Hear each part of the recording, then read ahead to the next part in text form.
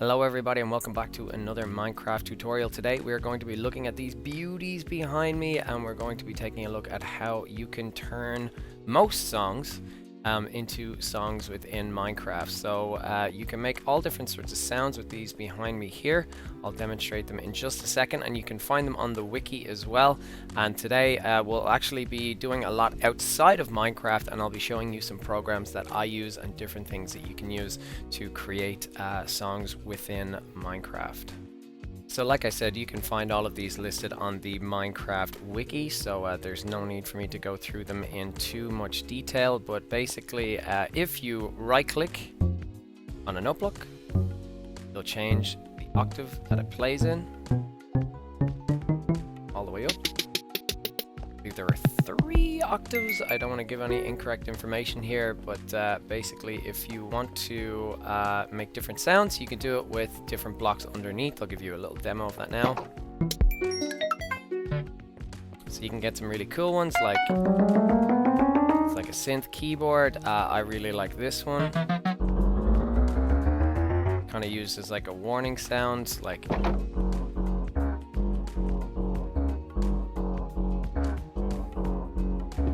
now there's all different sorts of combinations that you can use, but we are going to be looking at how to make songs today from MIDI files, and I'm going to show you an example of one that I've made on a server that I play on. So here we are at my portal, and we're just going to step into my base, and what I have here, this was built before the sculk sensors came along, so if we just give this a second, just make sure I'm fully in.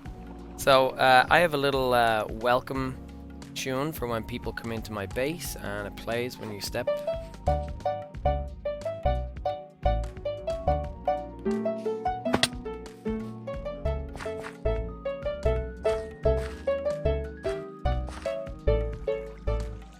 So as you can see, the first thing is that it is pretty big. Unfortunately, noteblock still take up a lot of time.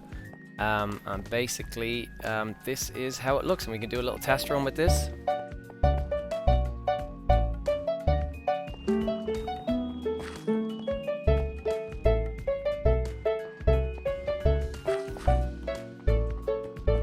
For any Pokemon fans, that is the Road to Viridian 1, I think, from the original Pokemon Red and Blue games, and I thought it was a nice kind of bright sort of song to have to introduce you. And basically these little gaps in between here, you'll see represented on the screen in a few minutes when we open up the noteblock program that I'm going to be talking you through. So we're over here now in the web browser. You can use whichever web browser you like and whichever search engine you like. I'm just using Google and Google Chrome to search Noteblock Studio.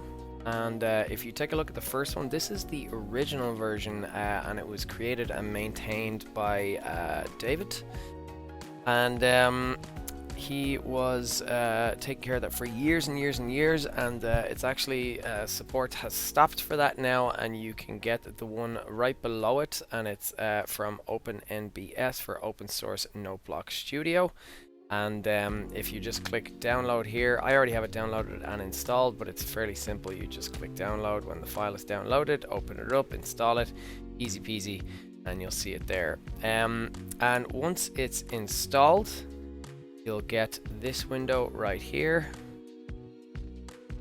and we'll go to new song, and here we are here, and you'll see it's reasonably user-friendly to do, and if you're creating a song, it can be a little troublesome. It just depends. These are your ticks, and you can use the keyboard down below to insert notes or remove notes, move notes, etc. And if you want to change the instruments as well, you can for the different note blocks that I showed you earlier. So you could change it to a pumpkin or whatever it is, change the instrument.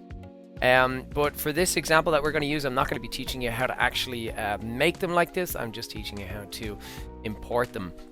So if you flick back to your web browser there, and you go to whatever you're using again to search, what I've done here is I've typed in MIDI songs, and you could type in MIDI songs from games, you can type in MIDI songs from whatever you like.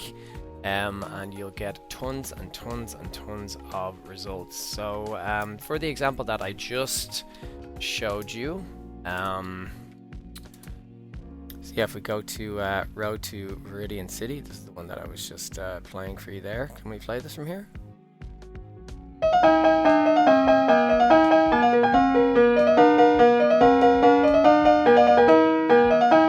So that is perfect. That's exactly what we're looking for here. A little bit sped up. This is the red-blue version, I think, which is the one I was using, but it doesn't matter. We're just going to download this. Whoa, just going to download this here. And then you want to go to Noteblock Studio and import from MIDI. And when you import here, we do not want to save this current song. We're going to open up this one. And you can see here there's just one track, one level, and what the instrument is. And you can take a look at it here, and we'll go import. And now if you see up here, this is where you've reached a problem. So it says this song is compatible with data packs, which means that it's not compatible in vanilla Minecraft, which means there may be some notes that are outside of the octave range, which is, let's see, when we click here. So it says the tempo is too fast, and all blocks must be within the 2-octave range. There are 70 without. So you can just fix it. You can just say fix it and fix it, and it'll say yeah, cool. And press play here.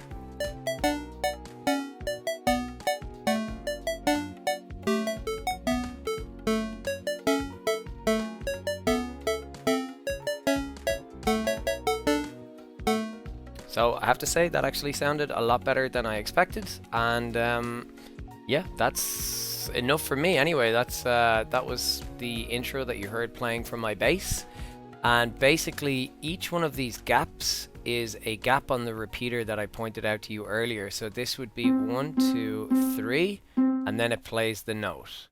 And that's it. Oh, so you can do that with a left click and then remove it with a right click. So it's really easy to do. And that's kind of how you do it. And we'll put this into practice now in just a second. I'll show you back on the server. But what happened was when I was tabbing back in here, I made a boo-boo and I accidentally right clicked on the note block and changed the note. So now I don't actually know what this note is. So you could take a look on the right hand side where it says instrument harp note 22, and then you can see here instrument harp note 24, note 20, note 8. But what I would recommend is if you go to if we pop over here to our browser again and you go to Vanilla Tweaks,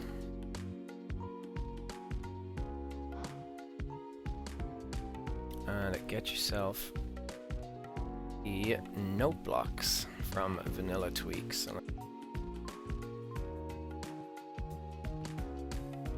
Yeah, so under utility, visual note block pitch, and if you download this, an ad popped up there, but I just cut that out. So if you want to add this to your game, I use CurseForge, so my location for Minecraft being saved is not the same as most people's, but if you use app data roaming and then .minecraft, you'll find it there. So yeah, for me it's in a different location, so you can just add it into here under your instance, and then when you go back to the game, go in, just remove that, and you go to options, resource packs. You can add in this here and one. And what you'll see now that they have a beautiful, helpful note and display on them, which is great. And then if we flick back to Noteblock Studio, I can see here that it was 20, 22, and then for this example here, 20, 24, and 8.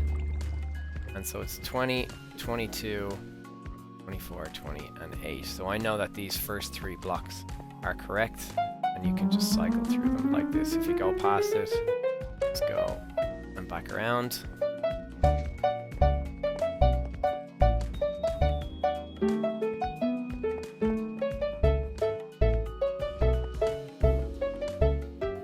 And you can see under here I've got the different notes picked out, and I just decided which ones I actually wanted in here. And also, if you're doing 3 notes at once, you'll have to do it in the center and then have it come off that way. So I kind of have this be like the main thread going along here, and then when it hits a triple, it does it that way. If you need to take a corner, you can do it this way, and you can see from here all the way along, and these are the different notes and the different speeds. So I would just recommend playing around with it. This is not supposed to be a fully comprehensive video. It's more just to show you how to do these different bits.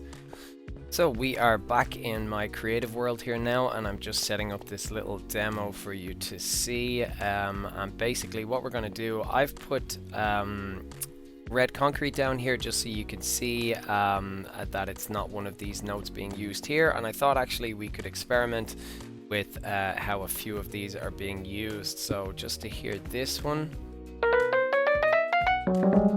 and it might sound a little different to the version that I just did on the on the server version, and this is just to demo how you can do different versions. And so as you can see, I'm going to flash up the instructions from Noteblock Studio at the top of the screen here now, so that you can see, and it says D20, which basically means we're going to click this and bring it up to 20.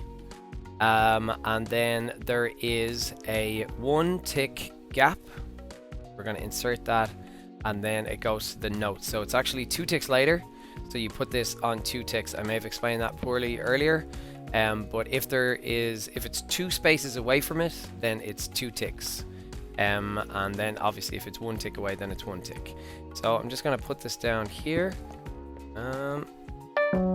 And you can hear that now. So we're going to make this 22, as you can see on the top of the screen.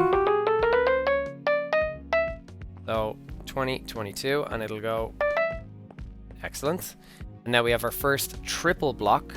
So let's experiment and put maybe a glowstone, an emerald, and then a base note in. And the base note is the D8 there. Let's go up to 8. Then up to 24. This might sound terrible, by the way. I haven't done it this way before. I'm just experimenting while we're on camera here. And we can try that now. Alright. And then the next one, I've actually done this here as an example, but if you come across a gap that is more than 4, say, lines on the page away, as you can see here, you would need to put in 2 repeaters, and you could maybe put them like that or like that, whichever. In this example, we are safe enough, and let's go and put this here, and that is a 20 and a 24, and the repeater is at the maximum. There are 4 spaces in between. There's 3 blank spaces and then the note itself, so it's 4 altogether. So it's, and then we're going to bring this up 20 and 24, and we'll give that a go again. Alright, and now let's say you've run out of space and you need to take a turn. We're going to do that here, and we'll put the note block going this way, and it's, as you can see at the top of the screen again, it's 1, 2, 3, so we're going to put that up here, and then put let's say bass note, this, and actually, to be honest, I love this banjo sound, quite cool. And then 2, 3, and we'll make the bass note again, that's the 7, as you can see there, and then 24 and 20 again. And let's press play. And that's it. And look, you just have to repeat that. It's a lot of notes, it's a lot of steps. It depends on how long the song it is that you're trying to play. If you do need to turn again, I would recommend, the way I've figured it out mostly, is to wait until you're down to 1 or 2, and then you can turn from this corner here basically. If you try to turn from this corner here, I don't believe it will work. I'll just check that in case I'm a liar. And we can take a look here and here. I don't think so. Yeah, so the signal goes into here. These get triggered because they're next to it, but the signal does not go this way. So yeah, you'll have to have it go this way and then around so that you can, and you see that repeater lit up. So yeah, I hope that clears it up a little bit for you. So yeah, like I said, this was not supposed to be a fully comprehensive tutorial. It was just supposed to let you get a feel for how to do the basics and mostly how to use Noteblock Studio, which is a really great tool. That's how I come up with most of the different jams that I'm going to put into my world. Again, you've got a lot of variety. So far we really only looked at the piano sound. I know that I was using a little bit of this in it, and there was some wood as well. So you have the nice little bass sound as well, and then